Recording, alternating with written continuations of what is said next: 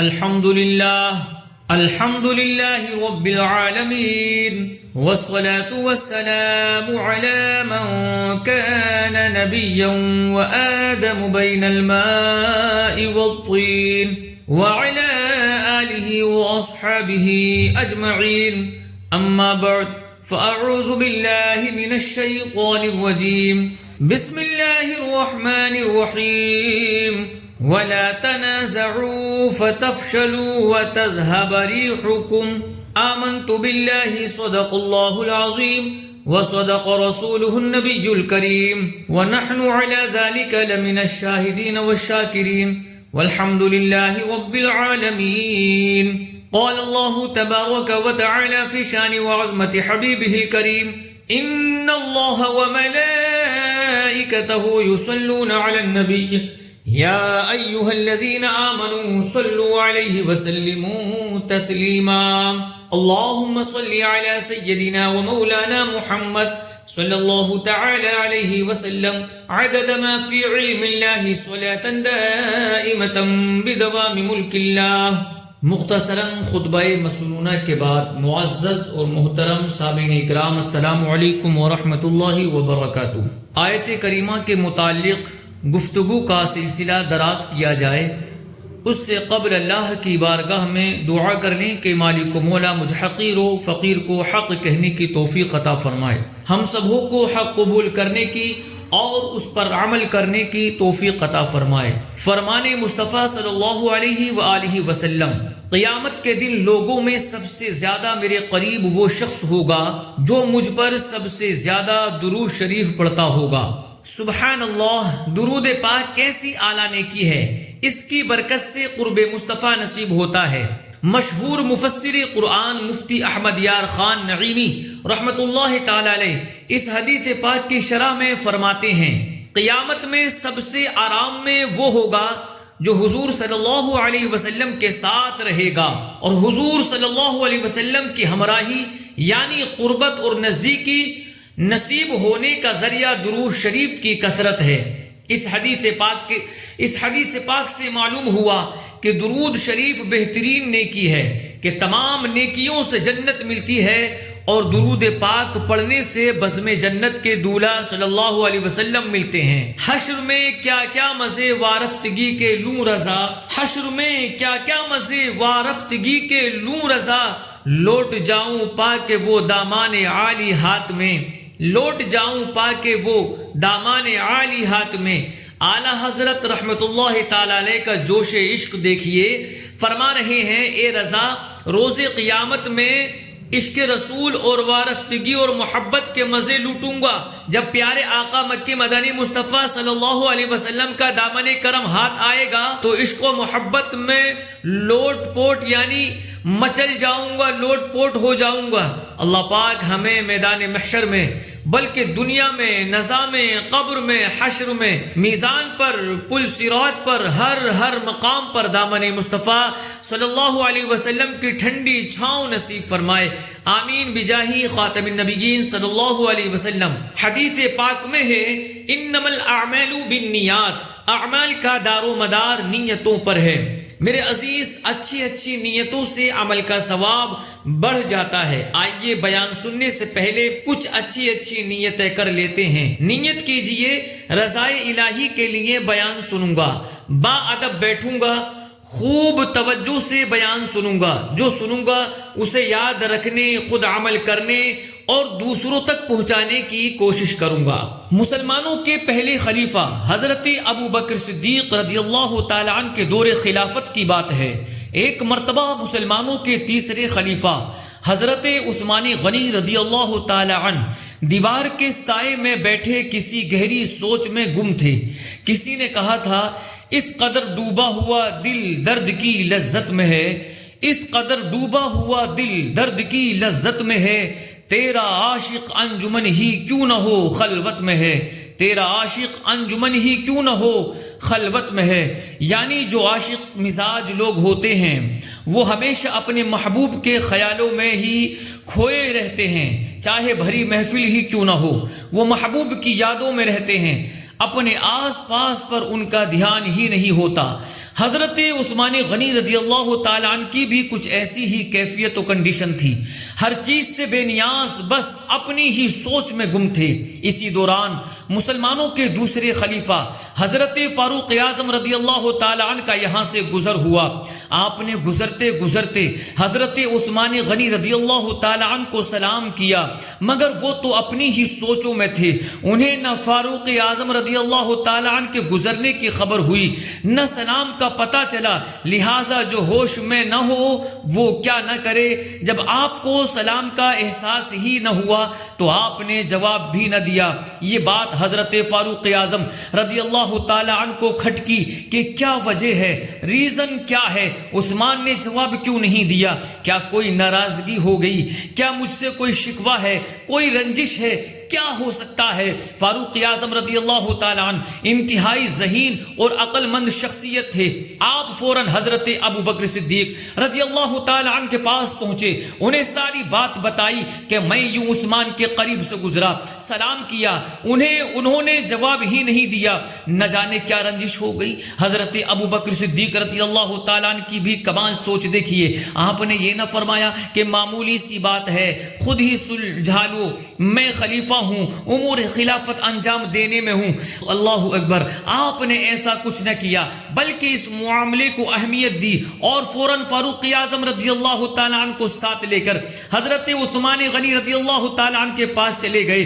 دونوں نے سلام کیا، انہوں نے جواب دیا۔ حضرت ابو بکر صدیق رضی اللہ تعالیٰ عنہ نے فرمایا، عثمان کیا بات ہے، آپ نے اپنے بھائی کے سلام کا جواب نہیں دیا؟ عرض کیا، میں نے جواب نہیں دیا، میں نے تو ایسا کچھ نہیں کیا۔ حضرت عمر رضی اللہ تعالیٰ عنہ بولے، میں ابھی تو آپ کے پاس سے گزرا تھا، آپ کو سلام کیا تھا، خدا کی قسم آپ نے جواب نہیں دیا۔ تو حضرت عثمان غنی رضی اللہ تعالیٰ عنہ نے کہا، آپ گزر رہے ہیں یا آپ گزرے ہیں میں یہ بھی نہیں جانتا، آپ نے سلام کیا ہے، مجھے اس کی بھی کوئی خبر نہیں ہے۔ ہم کو اپنی خبر نہیں ہے یارو، ہم کو اپنی خبر نہیں ہے یارو، تم زمانے کی بات کرتے ہو، ہم کو اپنی خبر نہیں ہے یارو، تم زمانے کی بات کرتے ہو۔ حضرت ابو بکر صدیق رضی اللہ تعالیٰ عنہ معاملہ سمجھ چکے تھے۔ آپ نے فرمایا، عثمان شاید آپ کسی سوچ میں گم تھے۔ عرض کیا، جی ہاں، میں ایک گہری سوچ میں کھویا ہوا تھا۔ بات یہ ہے کہ میرا ایک سوال ہے جو میں نے پیارے آقا صلی اللہ علیہ وسلم سے پوچھنا تھا، میں وہ سوال پوچھ نہیں پایا اور آپ صلی اللہ علیہ وسلم دنیا سے پردہ فرما گئے۔ پوچھا، وہ کیا سوال ہے؟ عرض کی حضرت عثمان غنی نے، پوچھنا یہ تھا کہ قیامت کے دن نجات کا دار و مدار کس بات پر ہے؟ حضرت ابو بکر صدیق رضی اللہ تعالیٰ عنہ نے فرمایا، عثمان فکر کی بات نہیں ہے، یہ سوال میں آپ صلی اللہ علیہ وسلم سے پوچھ چکا ہوں، میں نے یہ سوال صلی اللہ پیارے آقا صلی اللہ علیہ وسلم سے میں نے کر لیا ہے۔ روایت میں ہے حضرت عثمان غنی رضی اللہ تعالیٰ عنہ نے یہ بات سنی تو خوشی سے کھڑے ہو گئے اور کہا، اے ابو بکر صدیق رضی اللہ تعالیٰ عنہ، میرے ماں باپ آپ پہ قربان ہوں، آپ ہی اس معاملے میں ہم سے آگے گزر جانے کے حقدار ہیں۔ اب حضرت ابو بکر صدیق رضی اللہ تعالیٰ عنہ نے حدیث پاک بیان کرتے ہوئے فرمایا، میں نے رسول اللہ صلی اللہ علیہ وسلم سے پوچھا، ما نجات هذا الامر، یعنی قیامت کے دن نجات کا دار و مدار کس بات پر ہے؟ تو پیارے آقا صلی اللہ علیہ وسلم نے فرمایا، من قبل منی الکلمۃ فہی لہ نجاہ، یعنی وہ کلمہ جس کی میں دعوت دیتا ہوں، یعنی کلمہ طیبہ، جس نے دل سے وہ کلمہ قبول کر لیا اس کے لیے نجات ہے، اس کے لیے نجات ہے۔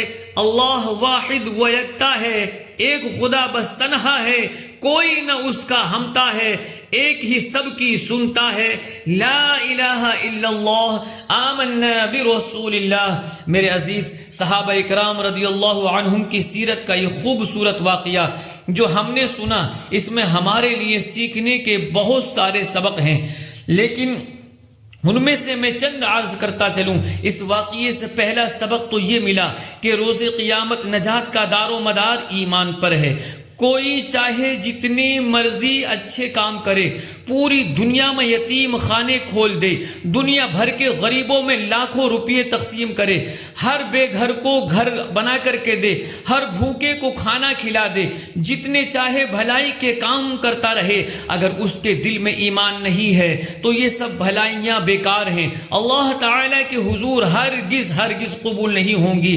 ہاں، جس کے دل میں ایمان کی دولت موجود ہے، اس کی چھوٹی سے چھوٹی نیکی، بڑی سے بڑی نیکی انشاءاللہ تعالی قبول بھی ہو جائے گی، جنت میں داخلے کا ذریعہ بھی بن جائے گی۔ اللہ تعالی فرماتا ہے ان اللہ لا یغفر ان یشرک به ویغفر ما دون ذلك لمن یشاء، بے شک اللہ اس بات کو نہیں بخشتا کہ اس کے ساتھ شرک کیا جائے، اور اس سے نیچے جو کچھ ہے جسے چاہتا ہے معاف فرما دیتا ہے۔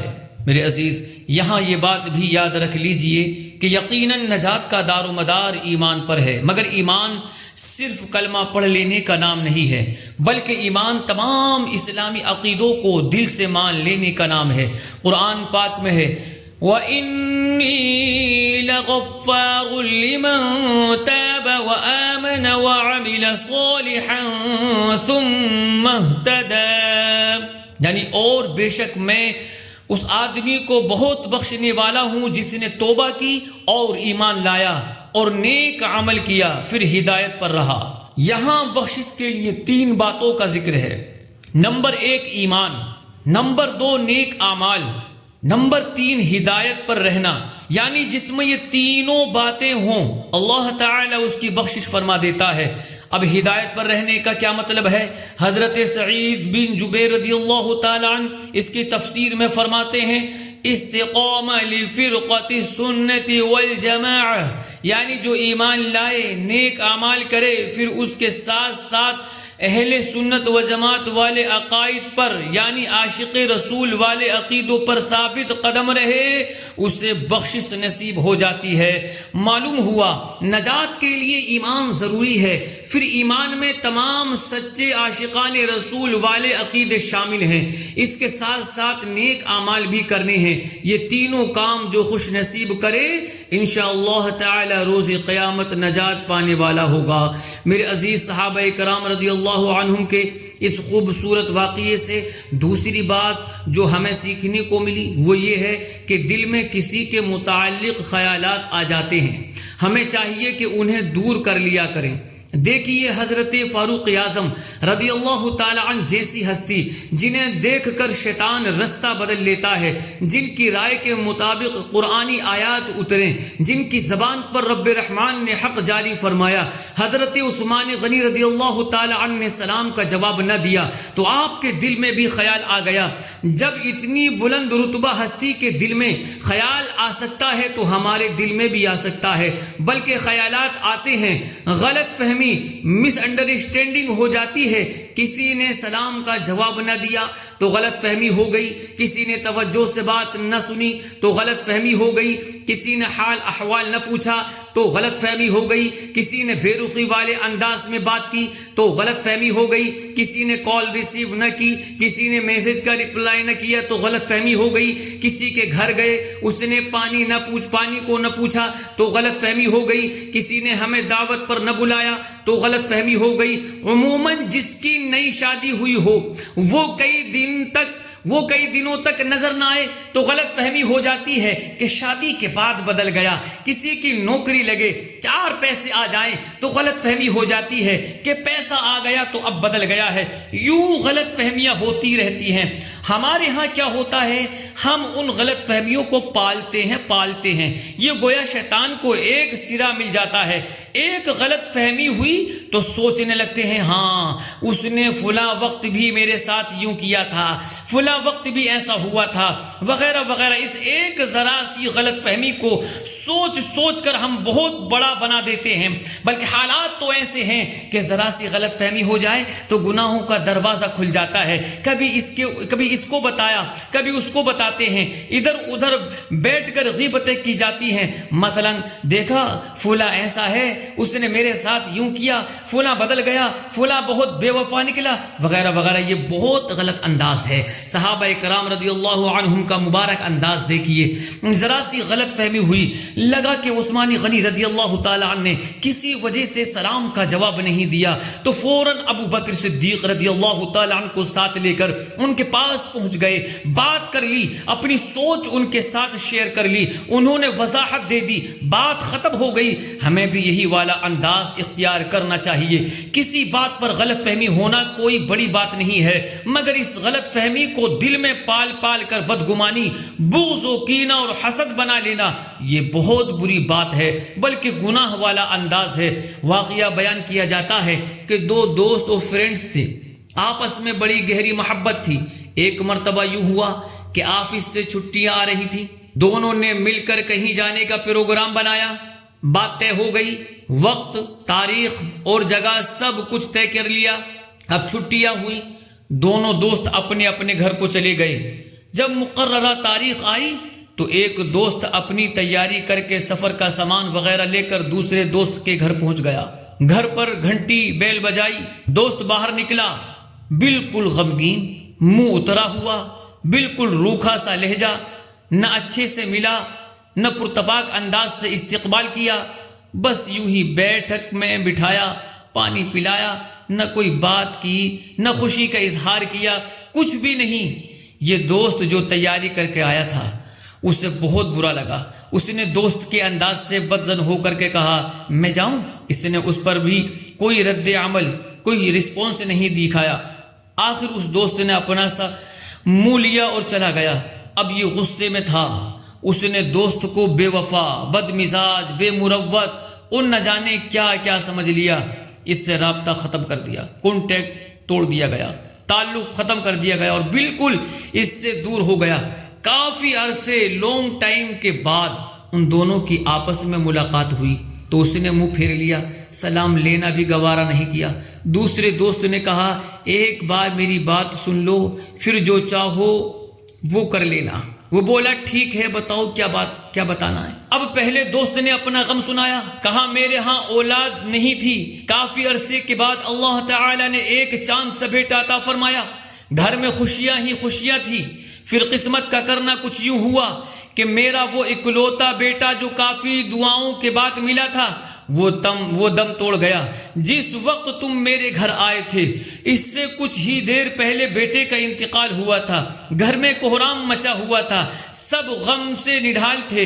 جب تم آئے تو کچھ سمجھ نہیں آ رہی تھی کہ کیا کروں اور کیا نہ کروں، پھر سوچا اس کی چھٹیاں خراب نہیں کرنا، لہٰذا گھر والوں کو چپ کروایا، اپنے آنسو پوچھ کر تم سے ملا اور پانی پلا کر رخصت کر دیا۔ اس وقت غم کا جو پہاڑ مجھ پر ٹوٹا ہوا تھا، ایسی کیفیت و کنڈیشن میں یہی کچھ کر سکتا تھا، مجھے معاف کر دو۔ یہ بات جب سنی تو دوست کے پیروں تلے سے گویا زمین نکل گئی۔ وہ جو پہلے سامنے والے کو غلط سمجھ رہا تھا اب اسے احساس ہوا کہ اصل میں غلط تو میں تھا، پورا اس کو احساس ہو گیا کہ غلط تو میں تھا۔ اللہ اکبر۔ میرے عزیزو، ایسا ہوتا ہے سامنے والے نے ہمیں سلام کا جواب نہیں دیا، بے رخی سے بات کی، پانی تک نہیں پوچھا، ایسی باتوں کو ہم اپنے دل میں رکھ کر پالتے رہیں، بدگمانی کی آگ میں جلتے رہیں، اس سے صرف نفرت بڑھتی ہے۔ سامنے والے سے مل کر بات کر لیں، اپنی غلط فہمی یا شکوہ اس کے ساتھ شیئر کر لیں، اگر اس کی غلطی ہوگی تو وہ مان لے گا، آپ کی غلط فہمی ہوگی تو دور کر دے گا۔ یوں تعلق، رشتہ اور ریلیشن، آپس کا پیار، محبت، اخوت اور بھائی چارہ سلامت رہ جائے گا۔ میرے عزیز، افسوس کی بات ہے کہ ہمارے ملک عزیز میں بلکہ عام طور پر ہندوستان سے باہر بھی معاشرے و سوسائٹی میں نا اتفاقی، لڑائی جھگڑے وغیرہ بڑھتے چلے جا رہے ہیں۔ گھر گھر میں لڑائیاں ہیں، بھائی بھائی کا گریبان پکڑنے کو تیار ہے۔ آئے دن اخباروں میں خبریں آتی رہتی ہیں، کہیں کسی چچا نے بھتیجے کا قتل کر دیا تو کہیں کسی گستاخ بیٹے نے باپ کی جان لے لی، کبھی کسی دوست نے دوست کو مار ڈالا تو کبھی بھائی نے بہن کو قتل کر دیا۔ بہت سارے لوگ یہ کہتے سنائی دیتے ہیں، میاں اس دنیا میں شریف رہ کر تو گزارا ہی نہیں، ہم تو شریفوں کے ساتھ شریف اور بدماش کے ساتھ بدماش ہیں۔ یہ بات صرف کہتے ہی نہیں ہے، کر کے بھی دکھائی جاتی ہے۔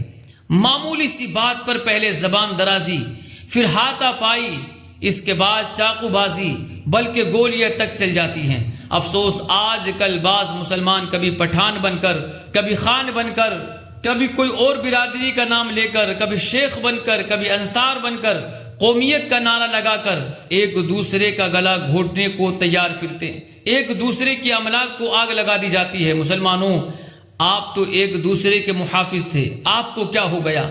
ہمارے پیارے آقا صلی اللہ علیہ وسلم کا فرمان عالی شان تو یہ ہے کہ مومنوں کی مثال ایک جسم کی طرح ہے کہ اگر ایک عضو کو تکلیف پہنچے تو سارا جسم اس تکلیف کو محسوس کرتا ہے۔ ایک شاعر نے کتنے پیارے انداز میں سمجھایا، مبتلائے درد کوئی عضو ہو روتی ہے آنکھ، کس قدر ہمدرد سارے جسم کی ہوتی ہے آنکھ۔ میرے عزیز، ہمیں آپس میں لڑائی جھگڑے کرنے کے بجائے ایک دوسرے کی ہمدردی اور غمگساری کرنی چاہیے۔ مسلمان ایک دوسرے کو مارنے، کاٹنے، لوٹنے والا نہیں ہوتا، نفرتیں مٹانے والا، محبتیں بڑھانے والا ہوتا ہے۔ پارہ 10 سورہ انفال آیت نمبر 46 یعنی 46 میں ارشاد ہوتا ہے، وَلَا تَنَازَعُوا فَتَفْشَلُوا وَتَذْهَبَ رِيحُكُمْ، اور آپس میں بے اتفاقی نہ کرو ورنہ تم بزدل ہو جاؤ گے اور تمہاری ہوا یعنی قوت اکھڑ جائے گی۔ یعنی اے ایمان والو، اگر تم آپس میں لڑو گے، جھگڑو گے، اختلافات میں پڑو گے تو تمہاری شان و شوکت ختم ہو جائے گی، فتح و نصرت کی رحمت بھری ہوا تمہاری طرف توجہ نہ کرے گی، پھر تم کامیابی حاصل نہ کر پاؤ گے۔ اللہ اکبر۔ صحابی رسول حضرت ثعلبہ خوشانی رضی اللہ تعالیٰ عنہ فرماتے ہیں، لوگوں کی عادت تھی کہ دوران سفر کسی گھاٹی یا وادی میں ٹھہرتے تو پھیل جاتے، یعنی الگ الگ ہو کر بیٹھ جاتے۔ اس پر اللہ تعالیٰ کے پیارے رسول مقبول صلی اللہ علیہ وسلم نے فرمایا، بے شک تمہارا ان گھاٹیوں اور وادیوں میں الگ الگ ٹھہرنا شیطان کی طرف سے ہے۔ اس کے بعد لوگ جب بھی کسی جگہ پڑاؤ کرتے تو ایک جگہ مل کر رہتے۔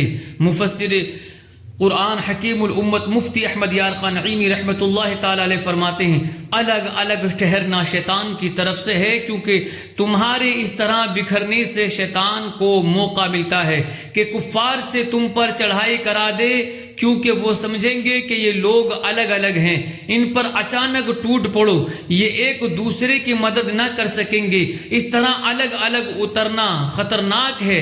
مفتی صاحب رحمۃ اللہ تعالی علیہ مزید فرماتے ہیں، جیسے جسمانی دوری خطرناک ہے، ایسے ہی دلی دوری بھی شیطانی اثر سے ہوتی ہے اور سخت خطرناک ہے۔ حضور اکرم نور مجسم صلی اللہ علیہ وسلم نے مسلمانوں کے صرف جسموں کو یکجا اکٹھا نہ فرمایا بلکہ ان کے دلوں کو بھی یکجا کر دیا۔ مسلمان ایک دل اور ایک جان ہیں۔ رب کریم مسلمانوں میں تنظیم اور یکجہتی نصیب کرے۔ مدینہ منورہ میں عرب کے 2 قبیلے رہتے تھے، ایک کا نام اوس تھا، دوسرے کا نام خزرج۔ اوس و خزرج پہلے تو بڑے اتفاق و اتحاد کے ساتھ مل جل کر رہتے تھے، مگر پھر ان دونوں قبیلوں میں لڑائیاں شروع ہو گئیں، یہاں تک کہ آخری لڑائی جو جنگ بعاث کے نام سے مشہور ہے، یہ جنگ اس قدر ہولناک اور خونریز تھی کہ اس میں اوس و خزرج کے تقریباً تمام نامور بہادر لڑ بھیڑ کر مر گئے۔ یوں آپس کے جھگڑوں کی وجہ سے یہ دونوں قبیلے بے حد کمزور ہو گئے۔ اسلام قبول کرنے کے بعد رسول رحمت شفیع امت صلی اللہ علیہ وسلم کی مقدس تعلیم و تربیت کی بدولت اوس و خزرج کا تمام پرانے اختلافات ختم ہو گئے اور یہ دونوں قبیلے آپس میں محبت اور پیار کے ساتھ رہنے لگے۔ ان لوگوں نے اسلام اور مسلمانوں کی بے پناہ امداد و نصرت و سپورٹ کی، اس لیے تاجدار مدینہ صلی اللہ علیہ وآلہ وسلم نے ان خوش بختوں کو انصار کا لقب عطا فرمایا۔ انصار کا معنی ہے مدد کرنے والے۔ ایک بار اوس و خزرج کے کچھ افراد مل جل کر بیٹھے، محبت بھری باتیں کر رہے تھے کہ ادھر سے ایک غیر مسلم گزرا۔ اس نے جب دیکھا کہ اسلام نے اوس و خزرج کے درمیان اختلاف کو دور کر کے انہیں محبت و خلوص کے رنگ میں رنگ دیا ہے، یہ دیکھ کر وہ حسد میں مبتلا ہو گیا اور اس نے ایک غیر مسلم نوجوان کو وہ نظمیں یاد کروا دی جو بعاث کی جنگ کے بارے میں اوس و خزرج کے شاعروں نے کہی تھی۔ پھر اس سے کہا کہ جا کر اوس و خزرج کے مجمع میں بیٹھ کر انہیں یہ نظمیں سناؤ۔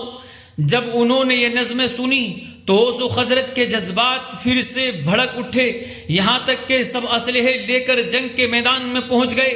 جب رسول کریم رؤوف الرحیم صلی اللہ علیہ وآلہ وسلم کو اس کی خبر ہوئی تو آپ صلی اللہ علیہ وسلم جلدی سے تشریف لائے، دونوں قبیلوں کو روکا اور پیارے آقا صلی اللہ علیہ وسلم نے فرمایا، میں تمہارے درمیان موجود ہوں اور تم جاہلیت کی جنگ لڑنے جا رہے ہو۔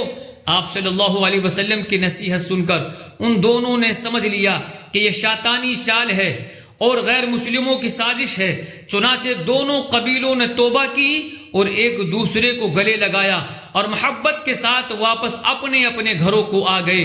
اس موقع پر یہ آیت کریمہ نازل ہوئی اور حکم ہوا، وَاعْتَصِمُوا بِحَبْلِ اللَّهِ جَمِيعًا وَلَا تَفَرَّقُوا، اور تم سب مل کر اللہ کی رسی کو مضبوطی کے ساتھ تھام لو اور آپس میں تفریقہ مت ڈالو۔ علامہ قرطبی رحمۃ اللہ تعالی علیہ فرماتے ہیں، اس آیت میں اللہ تعالی نے آپس میں محبت رکھنے کا حکم دیا ہے اور تفریقہ یعنی آپس میں پھوٹ ڈالنے، فرقہ فرقہ ہو جانے سے منع کیا ہے، کیونکہ آپس میں اختلاف ہلاکت، تباہی و بربادی ہے اور آپس میں محبت اور ہم آہنگی نجات ہے۔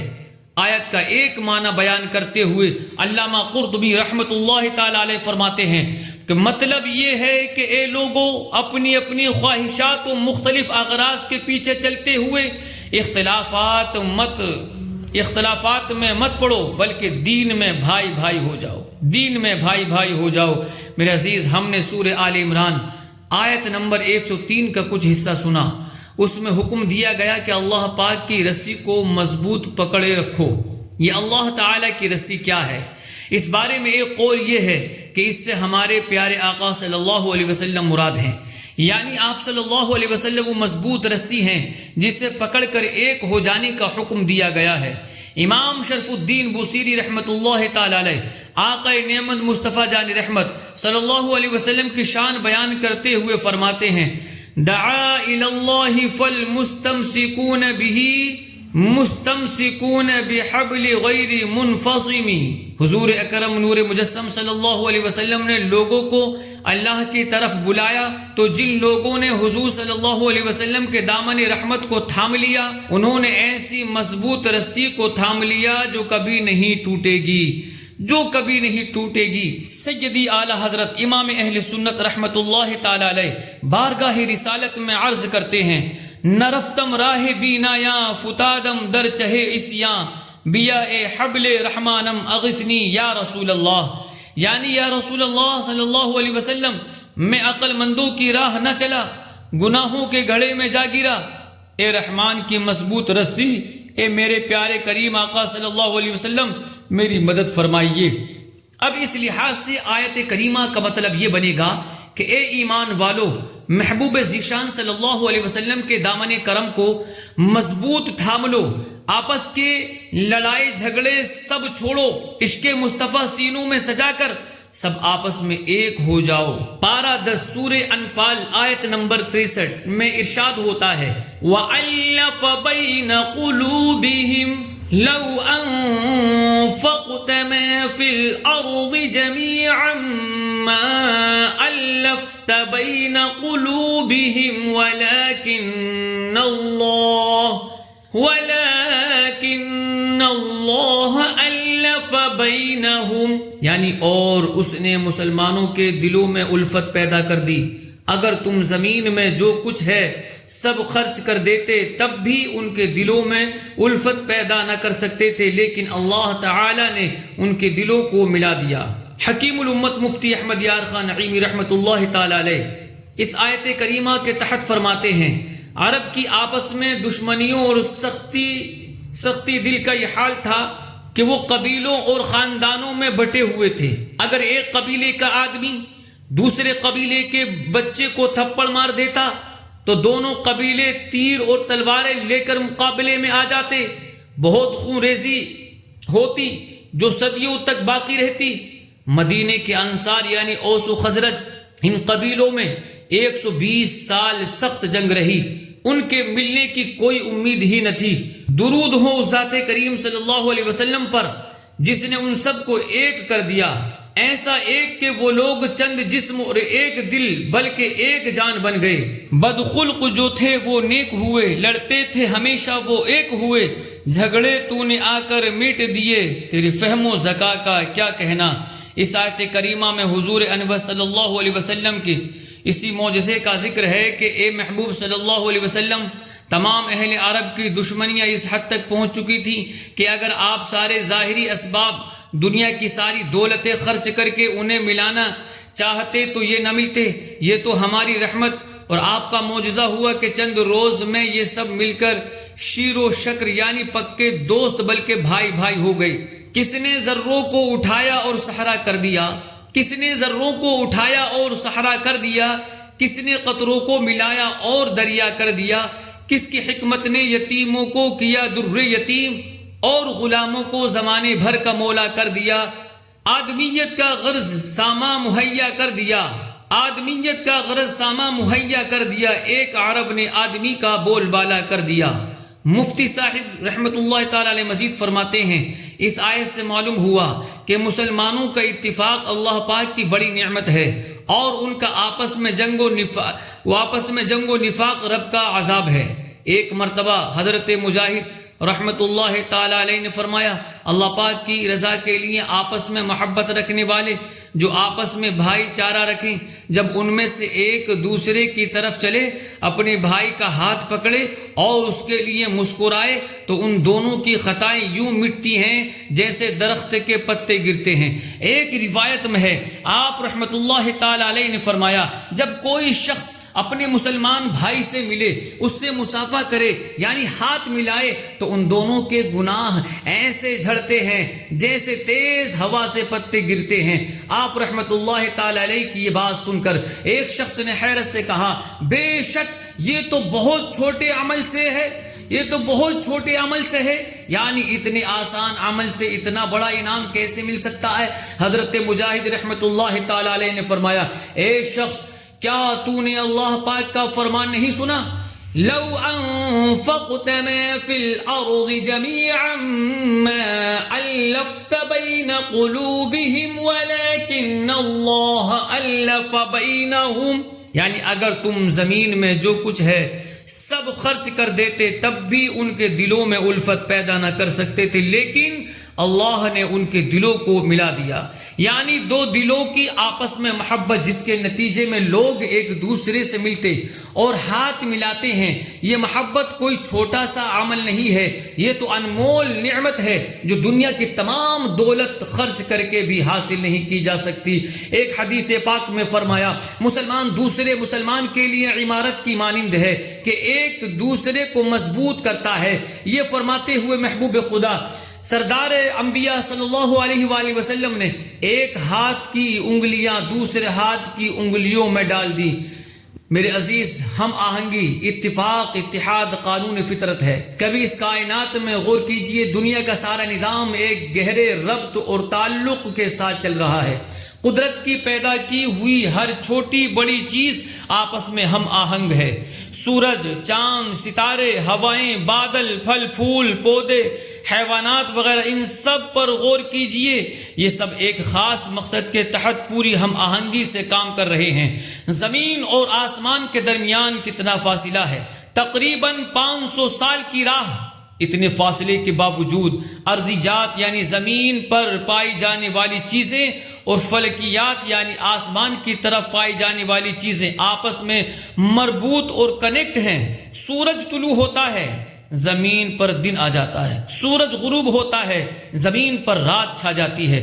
اگر سورج غروب نہ ہوتا، رات نہ آتی، ہمارے جسموں کو آرام نہ ملتا، یوں ہماری صحت بالخصوص ہمارے ہاضمے تباہ ہو جاتے۔ اگر سورج کی روشنی نہ ہوتی تو زمین پر پائی جانے والی چیزوں کے رنگ دکھائی نہ دیتے۔ ہر چیز بے رنگ نظر آتی. ہماری گھڑیاں سورج کی رفتار سے چلتی ہیں. سورج جب آسمان کے درمیان میں عین ہمارے سروں کے اوپر سے گزرتا ہے تو گرمی آ جاتی ہے. اس سے دنیا کو حرارت ملتی ہے.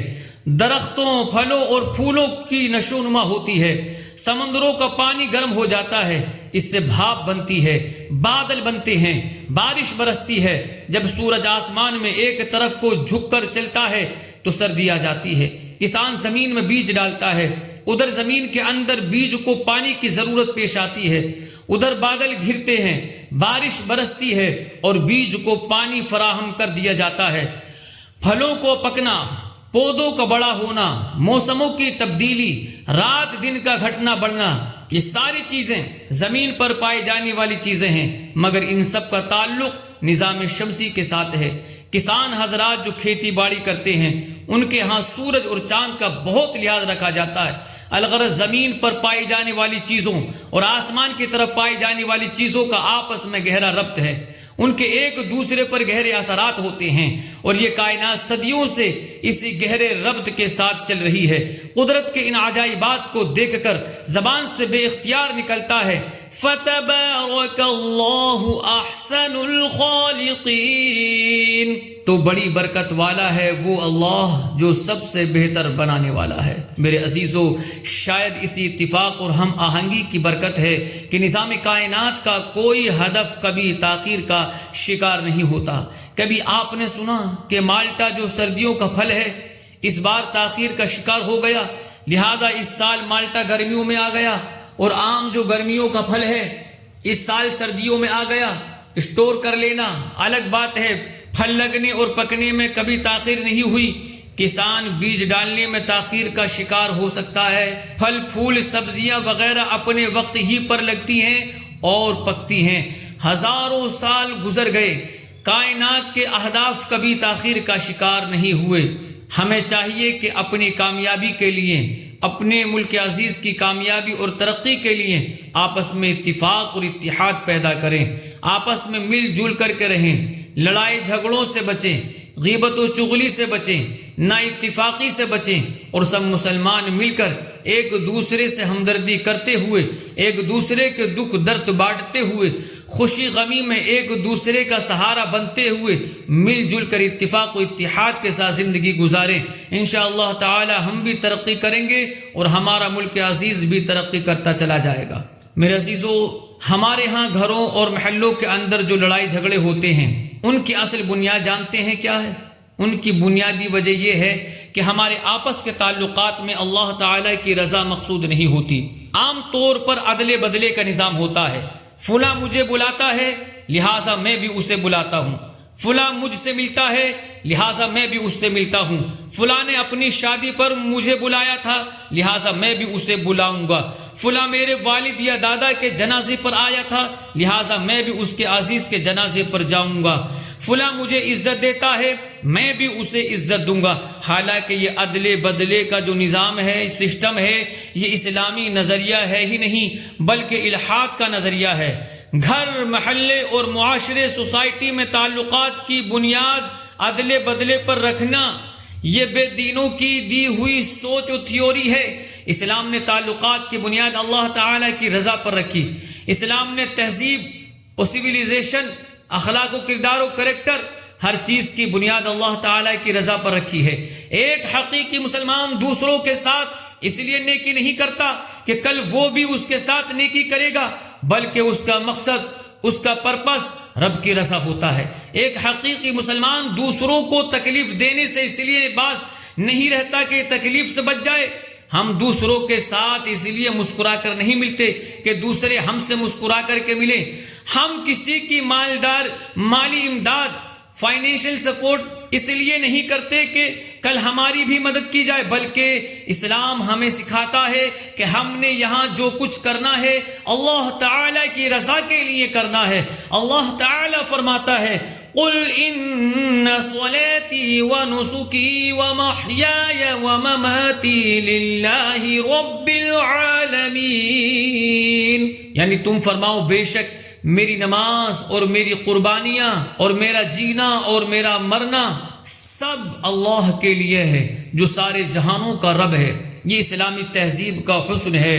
جب یہ بنیاد پورے طور پر معاشرے سوسائٹی میں رچ بس جائے تو امیر غریب کا فرق مٹ جاتا ہے، معاشرے میں للہیت، اخوت، محبت، بھائی چارہ و جانثاری پروان چڑھتی ہے۔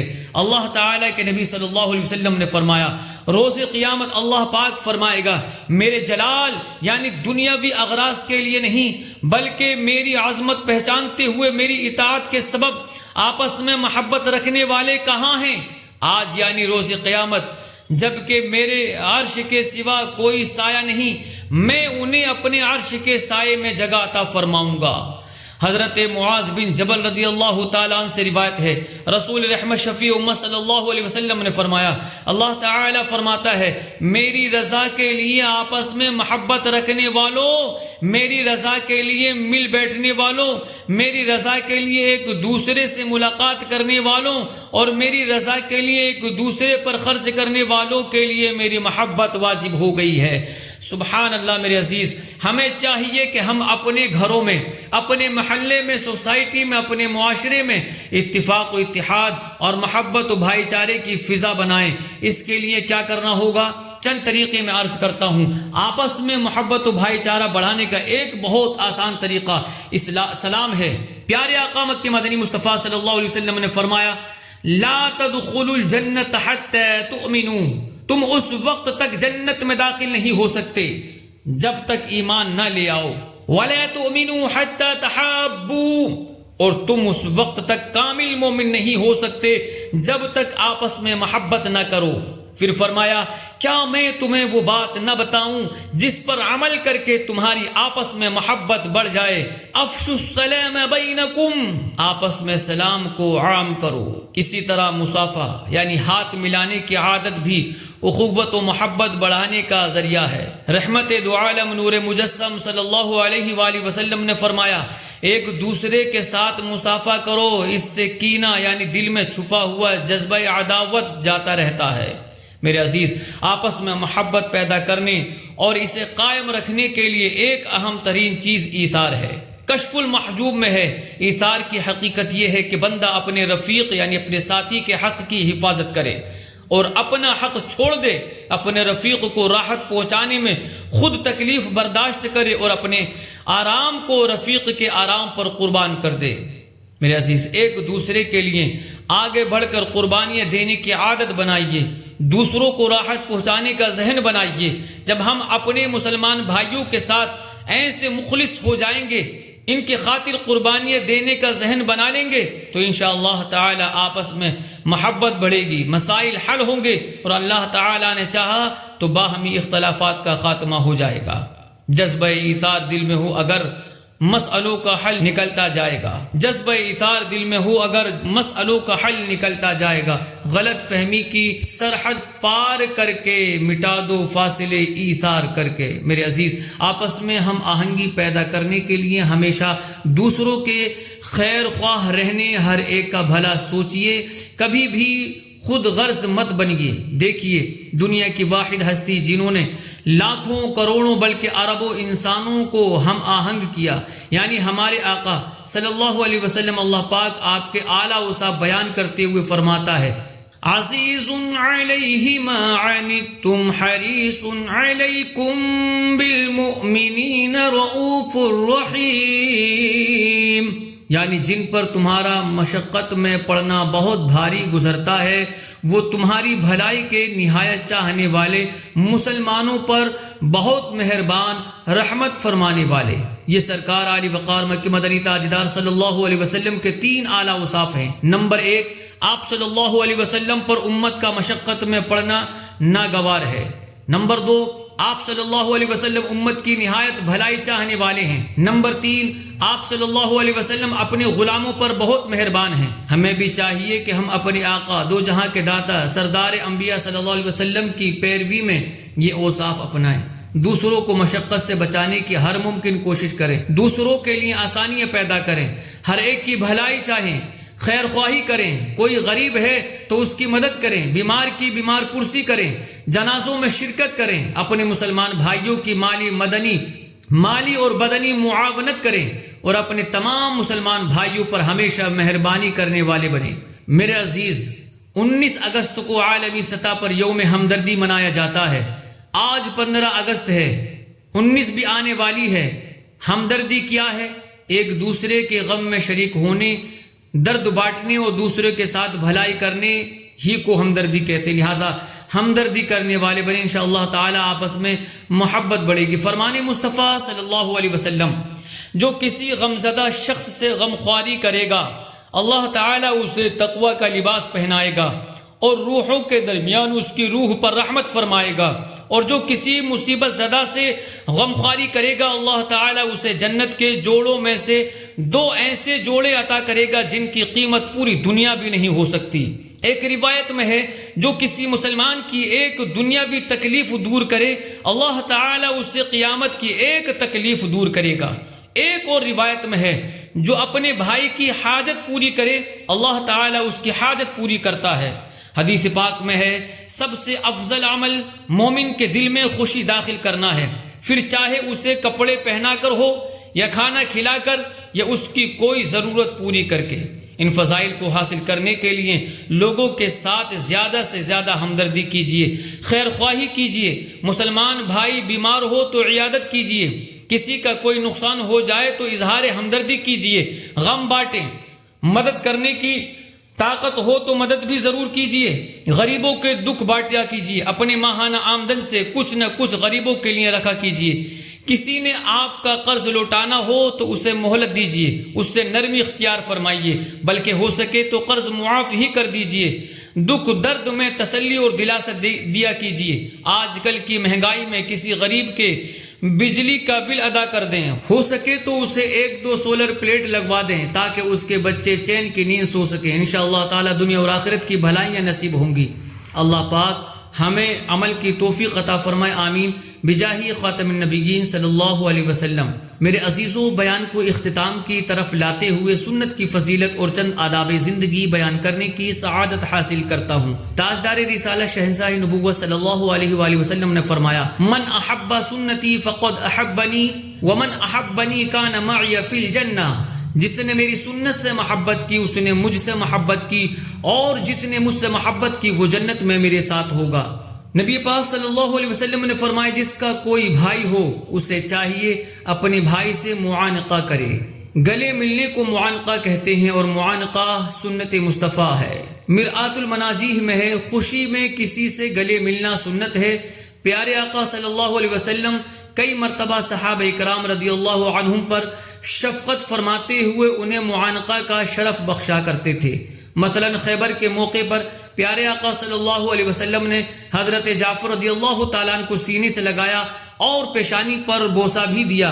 ایک بار آپ صلی اللہ علیہ وسلم نے حضرت ابو ذر غفاری رضی اللہ تعالیٰ عنہ کو بلایا، جب وہ حاضر ہوئے تو شفقت فرماتے ہوئے انہیں گلے سے لگایا۔ معانقہ یعنی گلے ملنا سنت ہے، لہٰذا اس سنت کو اپنائیں اور ڈھیر و ثواب کمائیں۔ اللہ کی بارگاہ میں دعا ہے، مالک مولا ہم تمام کو کہنے سے زیادہ عمل کی توفیق عطا فرمائے۔ وآخر دعوانا ان الحمد للہ رب العالمین۔ السلام علیکم ورحمۃ اللہ تعالی وبرکاتہ۔